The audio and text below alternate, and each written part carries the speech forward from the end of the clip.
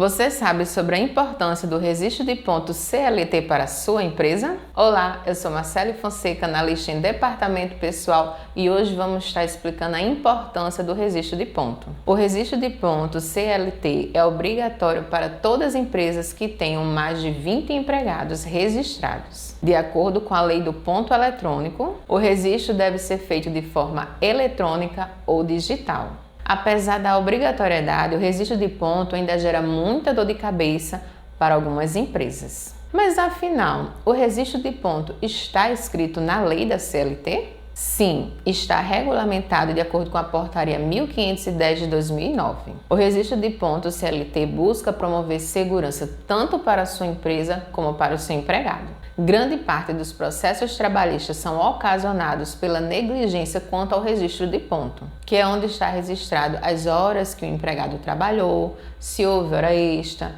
folga durante a sua jornada de trabalho. É essencial entender como funciona esse registro de ponto. Para você, empregador, é essencial entender como funciona esse registro de ponto e o melhor método que se adequa à sua empresa. Uma dúvida que surge: e quanto àquele horário de deslocamento? Quando o empregado sai da sua casa para ir à empresa, é considerado como registro de ponto? Antes da reforma trabalhista, sim, era considerado porque o empregado estava à disposição da empresa. Após a reforma trabalhista, o período de deslocamento não integra mais a sua jornada de trabalho, portanto, não faz parte do registro do ponto. Em relação ao tempo à disposição, outra dúvida que surge.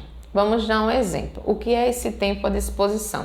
O empregado chega na empresa antes do seu horário contratual para trocar a vestimenta. De acordo com a reforma trabalhista, esse tempo de troca de vestimenta ou qualquer outro tempo antes do seu horário da jornada de trabalho não deve ser registrado no seu registro de ponto. Outro exemplo, o empregado está finalzinho do seu horário de expediente, devido às condições climáticas que está chovendo muito, ele não tem condições de se retirar do local e fica dentro do estabelecimento da empresa. Esse tempo, que é o tempo à disposição, mas não está inserido nas atividades laborais dele. Com a reforma trabalhista, entende-se que esse período não é para estar no registro do ponto. E quais são os tipos de registros de ponto, de acordo com a CLT? Vamos conhecer alguns. Por se tratar de uma exigência das leis trabalhistas, existem vários tipos de registros de ponto. Vamos aqui, para facilitar a sua vida, dar alguns exemplos e, de acordo com o que a gente te explicar, você escolhe o que fica melhor para a gestão da sua empresa. Primeiro, existe o ponto manual. É aquele antigo que foi o primeiro modelo a existir. No grau de nível confiável para o Ministério do Trabalho,